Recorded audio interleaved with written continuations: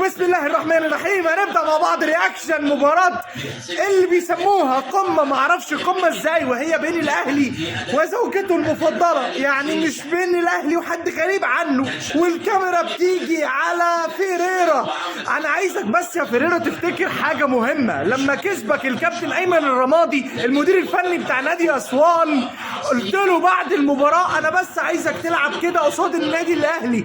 طب اما نشوف بقى انت النهارده يا دكر هتعمل ايه قصاد النادي الاهلي؟ ورينا نفسك، وبيني وبينك ارض الملعب مش التصريحات اللي انتوا مش فالحين الا فيها. كوره دلوقتي بين محمد هاني وامام عاشور، وامام عاشور بيخش بيحاول يحجز عليها وبيقوم رامي نفسه رميه كانه اتضرب بالرصاصه في قفاه هنا، عارف من هنا كده كانه اتضرب هنا، قام رامي نفسه. وبعد كده لا الحكم ما صفرش ولا عمل اي رياكشن، فرايح قام بيقوم بسرعه وبيجري على الحكم. بعد كده افتكر ان هو حكم انجليزي او حكم اجنبي، قام ساكت خالص. اسمع الصمت يا امام عاشور وحط وشه في الارض وكمل جري. قسما بالله انا ما عارف محمد مجدي قفشه ده بيعمل ايه في النادي الاهلي. يا جدعان مشوه يا جدعان مش بيعرف يعمل اي حاجه، والله العظيم محروق جون القضيه اللي جه بسبب محمد مجدي قفشه. محمد مجدي قفشه على اي فرقه بيلعب فيها. ده يا جماعه يلعب في سيراميكا كيلوباترا، يلعب في التعاون، يلعب في اسكو، يلعب في اي فرقه محدش عارفها. حرام كده اللي بتعملوا فينا، ده حرام. كوره مفيش اسهل من كده جوه منطقه الجزاء، بيحط وش رجله وخلاص يلا ايه عشان تتحسب هجمه. ايه يا ابني في ايه يا ابني؟ انت بتعمل ايه عندنا؟ والله ما فيها حاجه، والله ما فيها حاجه. وكهربا دلوقتي كان هيسبب شياط في نص القاهره، شياط في 100 عقبه. مدحت شلبي مصمم ان الكوره تسلل، عمال يقول لك تسلل واضحه، وانا بقول لك اقسم بالله ما تسلل. وبيني وبينك الحكم في اخر الاستوديو، وهتشوف ان انت جلاشه واصلا شغال سبوبه، ويعني احترم سنك. الله يا شناوي، فايق يلا فايق اسد يا شناوي. قسما بالله الكرة دي لو شريف اكرامي اللي واقف فيها كانت اتحسبت بجونين، يعني عارف مش اللي هي جت جون وخلاص، كان هتحسبوها بجونين. كرة بصراحة روعة من دونجا بصراحة، الحق يتقال. ولكن عندنا الشناوي يانج دلوقتي خد الكرة ودخل عمل اختراق لدفاعات الزمالك لوحده بطوله. عشان كده يا جدعان دايما والله العظيم محدش يتريق، دايما بقول ديانج ده لازم يلعب مكان محمد مجدي قفشه. محمد مجدي قفشه ده بيخلي الفرقة تلعب ناقصة، والله العظيم 3 احنا بنلعب النهارده 10 بسبب ان قفشه بيلعب. تخيل ده رقم 10 في النادي الاهلي، اللي هو اكتر واحد المفروض يوصل لعيبة النادي الاهلي للجون، هو اكتر واحد بيعمل ميس باص. تخيل اكتر واحد بيدي الكرة لعيبة الزمالك هو اكتر واحد المفروض يدي الكرة لعيبة النادي الاهلي. اقعدي يا بت يا شيكا، يا بت اقعدي يا بت. ايمه بتعملي ايه؟ ايمه من على الدكه ليه؟ عايزه تاخدي اللقطه؟ خدتيها خلاص، مبروك عليك اللقطة وسيبي لنا المباراة. استمرار لمسلسل حظ العوالم اللي بيعيشوا العلمة اللي اسمها الزمالك. الكرة تيجي في العارضة وكان هيبقى جون يخلص الشوط الأول ويخلص على نفسيتهم بقية ال90 دقيقة، ولكن ازاي الحظ ما يخونش الزمالك ابدا. انتهى الشوط الاول، الشوط اللي هو اصلا يعني زي ما قلت لك انا في بدايه المباراه هي مش قمه، شوط غريب ما يتسماش شوط اللي بيقولوا عليه القمه. ده قمه ايه بس وزفت ايه وبتاع؟ حتى الحكم اللي جاي اللي هو لسان حاله بيقول ايه ده، انتوا جايبيني من سلوفينيا من اخر الدنيا وبتاع ومفهميني انه ديربي بقى وماتش قمه وماتش ما بين الاهلي والزمالك وبتاع. ايه ده؟ هو ده حاجه تقرف يعني، مش كوره ومش اي حاجه اصلا تسر العين ولا تخلي الواحد قاعد كده قاعد بيضرب كف على كف بيحاسبه. اتمنى القادم افضل في الشوط الثاني عشان الخراء الكروي اللي بيقدمه لعيبه الاهلي قبل لعيبه الزمالك اللي هم اصلا واقعين واحنا عارفين تمامهم ايه، لقطات مش اكتر ولا اقل. ولكن اللوم كل اللوم يرمى على لعيبه النادي الاهلي. اسد ياض يا خالد، والله ايه يا ابني ده؟ كانك ناشئين اهلي يلا، كانك متواجد مع المجموعه دي يلا بقالك سنين يلا. الله اكبر عليك، تسلم العين اللي جابتك حتى الان، تستحق كل اشاده، تستحق انت ورامي ربيعه والشناوي رجاله واقفين على رجليهم ايه ده؟ انا شايف عمر جابر بيربط الجزمه بتاعه شكله كده نازل.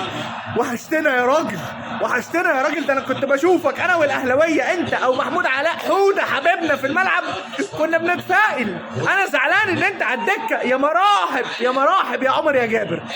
ابشر الاهلاويه بان نزول عمر جابر سياتي بمفاجاه ساره. ازاي وليه وفين معرفش، بس في ثوابت يا جماعه، منها نزول عمر جابر او حوده. اذا الاهلي له الافضليه.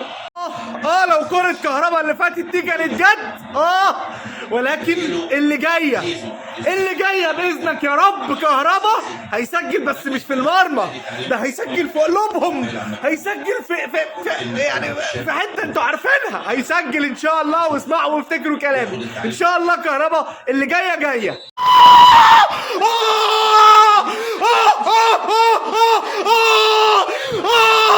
قلت لكم اللي جايه، قلت لكم اللي جايه. كهربا.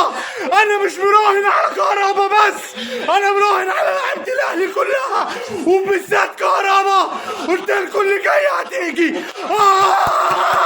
كهربا خد يا زمالك، خد يالا. انت قلب ولا حاجه، انتوا حسالة، انتوا تحت الارض، انتوا تحت رجلينا. خدوا العقوبة، بس احنا هناخد الكورة، واحنا اصحاب الكورة، واحنا الاوائل وهنفضل الاول. النادي الاهلي محدش يتحداه. كهربا بيحط الجون، بس مش بيحطه في الشبكة، بيحطه فيكو في حتة تانية. كهربا لو توقف مدى الحياة. كفاية النهاردة اللي حصل فيكو ده من ربنا مش راضي عنكم. ربنا إن الله لا يصلح عمل المفسدين، ويمكرون ويمكر الله، والله خير الماكرين. انتوا عارفين ان انتوا مش سالكين، وانتوا عارفين ان انتوا بتشجعوا النادي ده كرها في الاهلي بس بتشجعوا نادي الزمالك. اتقوا الله، كل واحد فيكم هيتحاسب في قبره وقدام ربنا يوم القيامه لوحده. بطلوا تدليس، وبطلوا افتراء على الناس الشريفه، وبطلوا شتيمه في الاهلاويه اللي ما بيعملكوش حاجه. انتوا بتشجعوا الزمالك عشان بتكرهوا الاهلي. يا شيكابالا ابقى روح سخن قدام مدرجات النادي الاهلي. يا شيكابالا ابقى اعرف قوم من على الدكه خد اللقطه. يا شيكابالا اضحك عليهم وهم عارفين ان انت فاضي وابيض، ومع ذلك بيشجعوك عشان انت الوحيد القليل الادب اللي فيهم اللي بيعرف يروح يتنطط ويتشقلب قدام جمهور الاهلي. وكانوا بيحبوا في فتره من الفترات جنش عشان نفس السبب. كهربا خارج وصوتي راح، والاحبال الصوتيه راحت. ونازل محمد شريف يا كهربا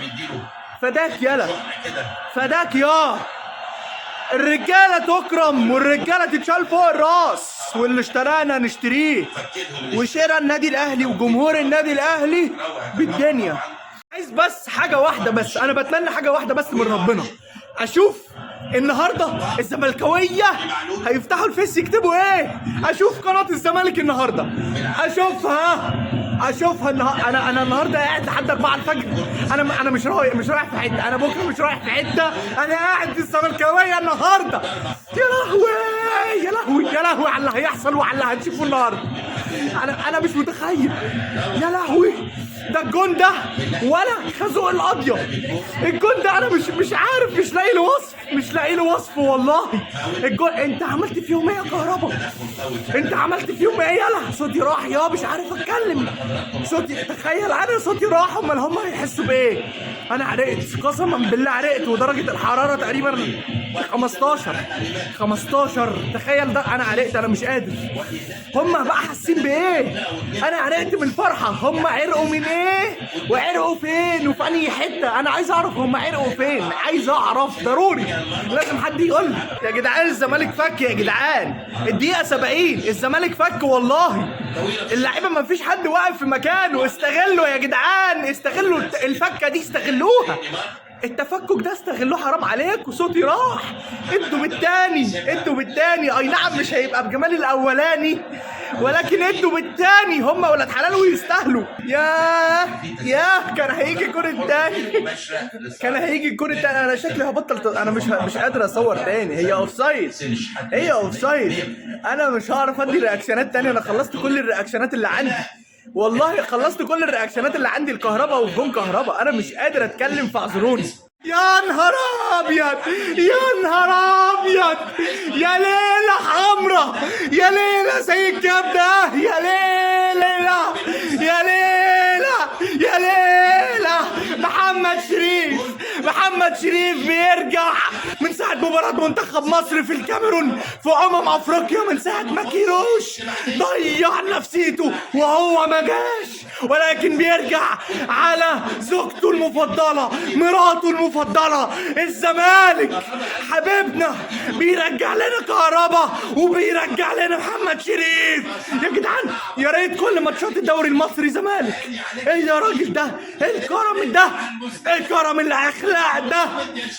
عمر جابر ينزل، كهربا يسجل، شيكابالا ينزل، شريف يسجل. الكاميرا دلوقتي جت على جده فيريرا. الكاميرا جت على وشه يا جدعان. بصوا على وشه يا جدعان. اللحظات دي تاريخية والله، لحظات تاريخية يا جدعان. انتوا مش مقدرين ليه؟ انتوا مش مقدرين ليه يا جدعان؟ قال لك يا كابتن يا ايمن يا رمادي انا عايزك تلعب كده قدام الاهلي. طب العب انت. طب العب انت يلا، العب انت يا اهبل يا ابني الاهبل. العب. تعرف تلعب ولا ما تعرفش؟ تعرف تلعب ولا ما تعرفش؟ انت زيك زيهم، كلام وبس، لقطة وبس، لقطة. 2-0 للنادي الاهلي امام عشقته. خلينا نسميها عشقته مش حاجة تانية.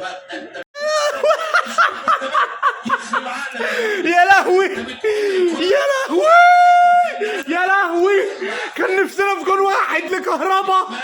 كهربا جاب وشريف رجع تاني وشريف رجع تالت. يا نهار اسود. ايه ده ده الله الله يا سيدي ده ايه اللي بيحصل ده؟ ايه اللي انا شايفه ده؟ يا زمالك يا كريم كفايه يا راجل. مش كده يا راجل. احنا قلنا يا رب جون، اديتنا 3 في شوط واحد.